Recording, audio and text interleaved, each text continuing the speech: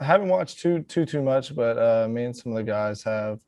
I know Friday they have a good left-hander, so this week we've been focusing on using the left-handed machine pretty often, and um, just trying to get used to that. So the Friday night we haven't faced too many like quick pitch and velo lefties, but um, I've heard he's a good one. So we've just been working on that in practice. We'll probably get to that a little bit today too. So we'll be ready for him Friday. Mitchell, Paul just made a good point that you're not going to out talent a team just because it's SEC play doesn't mean that the game changes all that much. How do you stay focused in on the task ahead while still raising your game? And for you specifically, this is going to be a big moment for you playing in an SEC game at the box for the first time. Yeah. I mean, yeah, we my class we haven't played an SEC game yet, so this is obviously something exciting, something to look forward to, and that's why we came here. So the juices will be flowing, we'll be ready. But yeah, the team wise, I mean, we've been looking forward to this. We love playing good competition, kind of brings the best out of us. I think that's what we all believe in. So I mean, I know the guys have been fired up all week to kind of get after it against Mississippi State. It's a good ball club, so we'll be ready to go and kind of take that move forward. We'll know there'll be big games later on, but we're kind of just focused on this weekend. Mitchell, can you think back a year ago? You were getting pulled off of a bus that was supposed to be headed to Oxford. Yeah.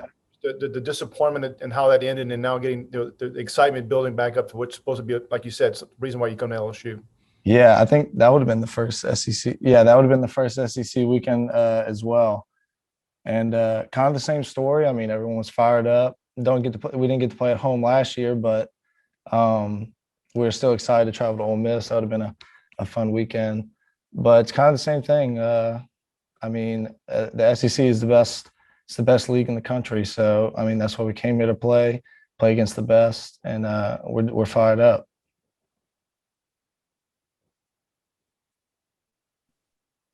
Mitchell, you've obviously now gotten a couple starts in center. Paul said you're going to start there tomorrow. How does it feel kind of getting into a starting rhythm yourself and having some success while you're at it?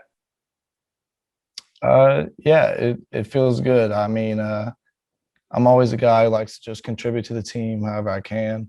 And sometimes it starts off just like piece by piece, like get a couple pinch hits, a couple at bats later in the game, earn the coach's trust. But I've always thought of myself as a guy who's just always going to stay ready. And whenever my opportunity comes, I'll make the best of it. So, yeah, I got a couple starts earlier in the season and then continuing to start now. So it feels good. And but I kind of treat it the same as when I'm sitting on the bench and waiting for coach to put me in the eighth in a big situation. Kind of try to treat it the same. I mean, it's all just important. So yeah, it feels a little bit better, a little bit more comfortable than being just sitting around and not warmed. But no, I kind of treat it the same.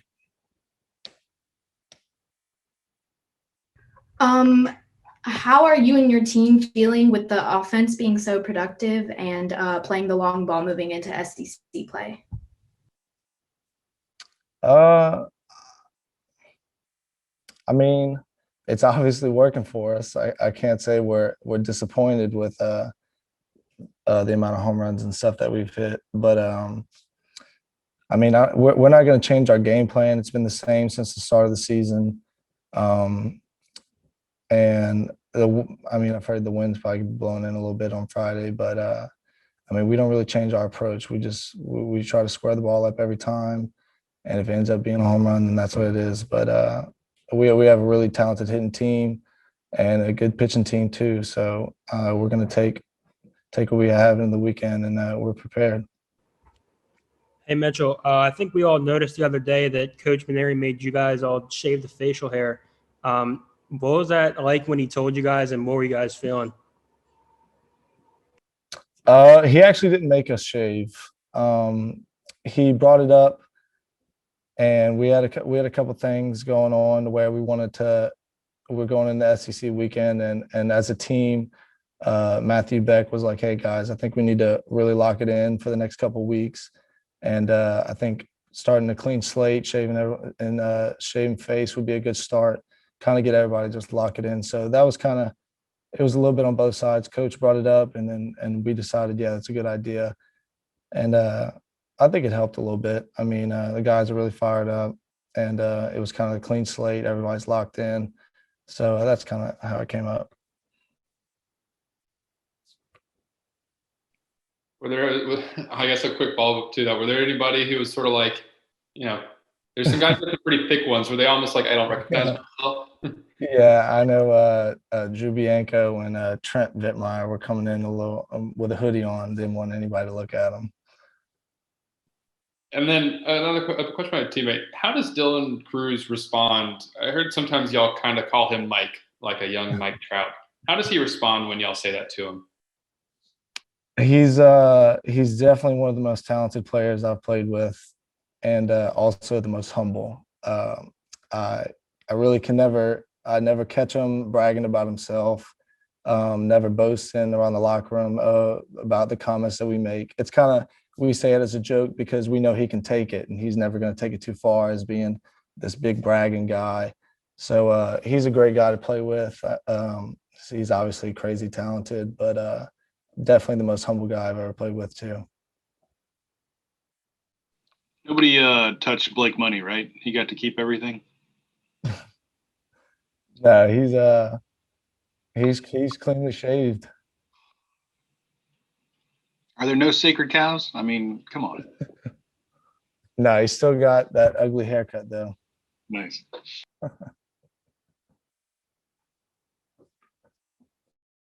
Any more questions for Mitch? I've got one more real quick. Okay. We're about to talk to Landon, and he's obviously off to such a hot start, 23 straight scoreless innings to start the season. What do you think is working for him so well here at the start of the year? I think Landon's one of our best guys that just locates and dominates when he's on the mound. He's got kind of a vibe when he's on the mound, like he's going to take everyone out.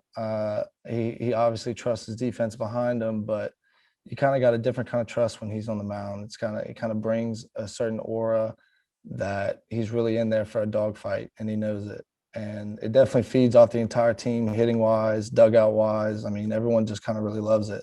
And we love when he's on the mound. We're ready to back him up. It's really, I mean, I'll just tell them that, this is, the next game. And, you treat it just like you do the games before. Nothing changes. Yes, they're going to be a little more physical. They're going to have a little bit more advanced approach at the plate. I mean, look, you look at UTSA and Oral Roberts, those are some pretty good lineups, and, I think they're just going to be a little more physical than those guys. But, they just continue to be confident in their stuff and fill up the zone, and good things are going to happen.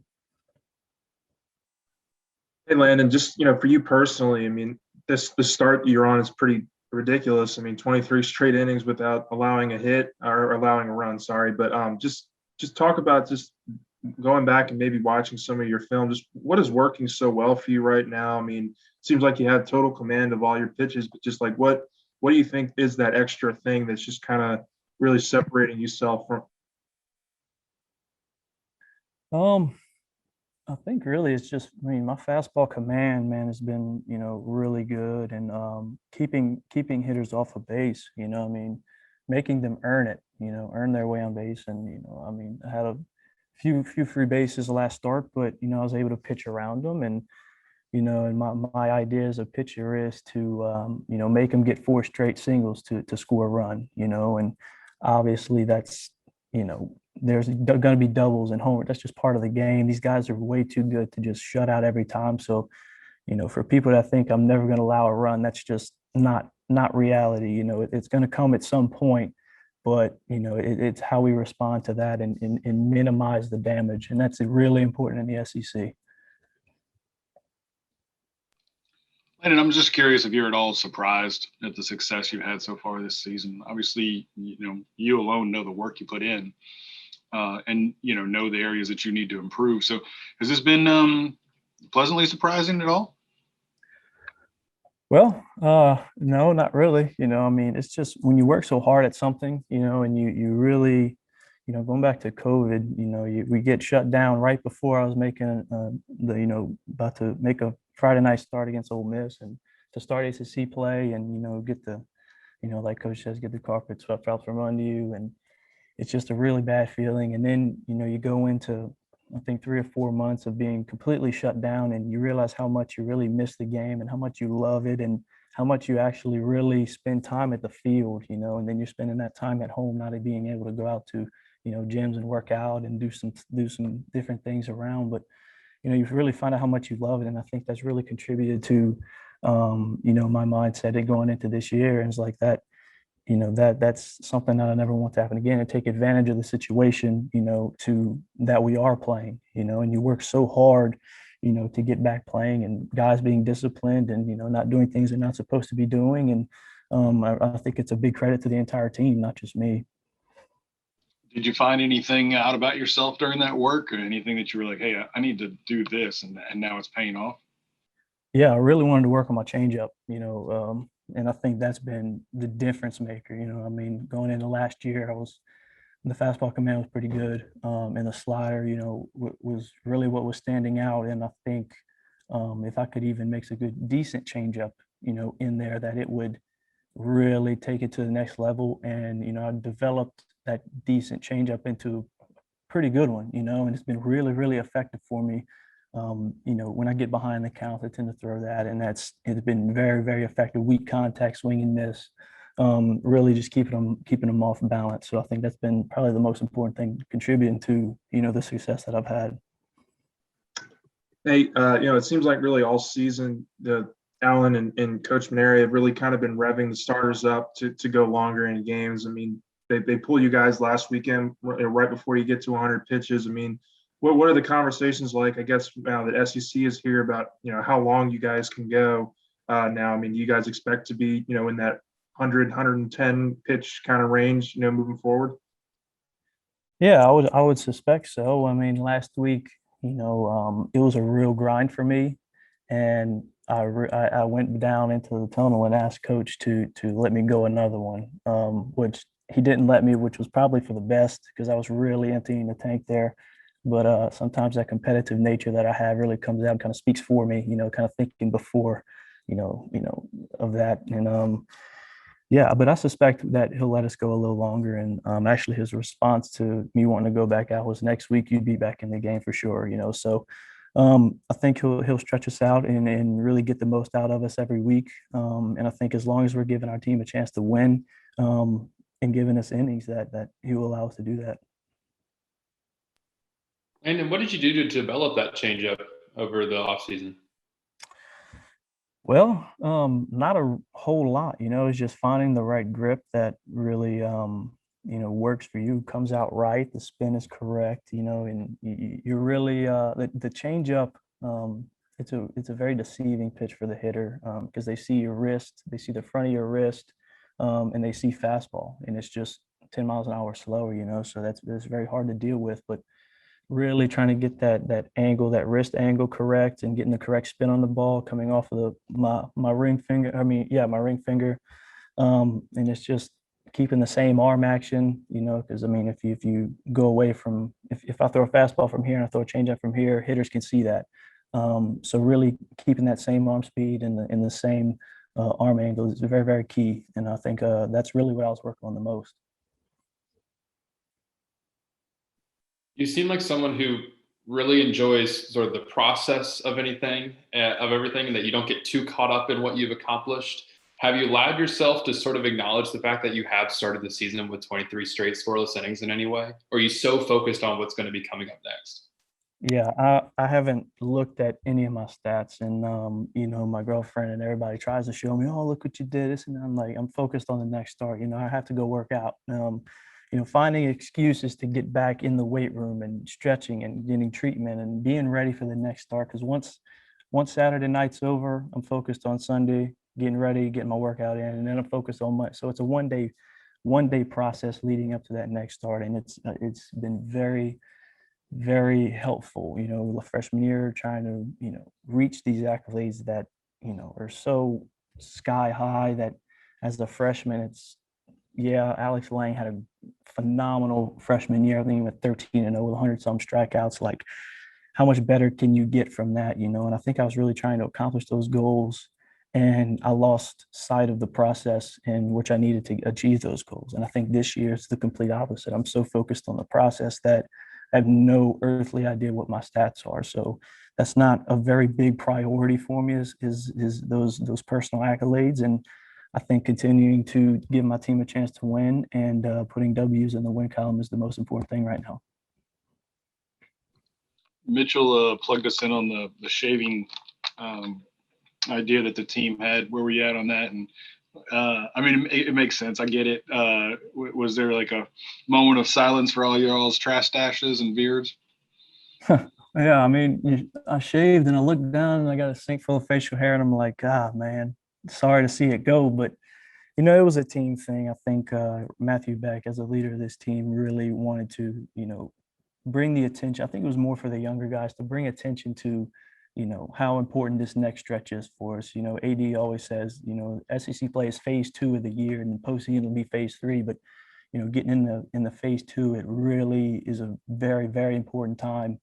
And I think he really wanted us to focus on that. And, you know, we eventually shaved the beards, and, you know, as a fresh start. So that's all that was. There was no, you know, any other reason behind it.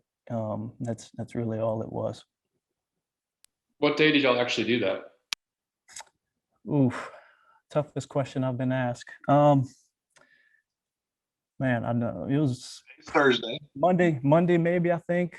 I mean, sometime, yep, off day. So Monday, yep, Monday. Because they were there Sunday, then they were gone Tuesday. Yeah, So there you go. Monday it is. Are you there for a second? What kind of presence has he, you know, sort of retained, even though he can't pitch right now because he's got the elbow? It seems like he's still very much involved in everything that's going on. What kind of presence is he still in the dugout? Oh, he's very, very much involved. I mean, he's actually taken over the chart during midweek games. You know, just to stay involved and be in the dugout and, you know, be able to lead our team, you know, and keep the energy up. Yeah, I mean, he's our guy, man. You know, and having him not in the back of the bullpen, you know, it's sad. You know, I mean, it just having him around is very important, you know, and I'm glad he's still around. And even though he's not be able to contribute on the mound, he's able to contribute in other ways, you know, pushing everybody, you know, getting on people when they need to, but being very positive, you know, in what we do. And he has not been a shred of negative has come out of him at all. He's been completely positive. He's going in, getting his work every day, and then he turned his attention to the rest of the team. And, you know, and that's what a leader does.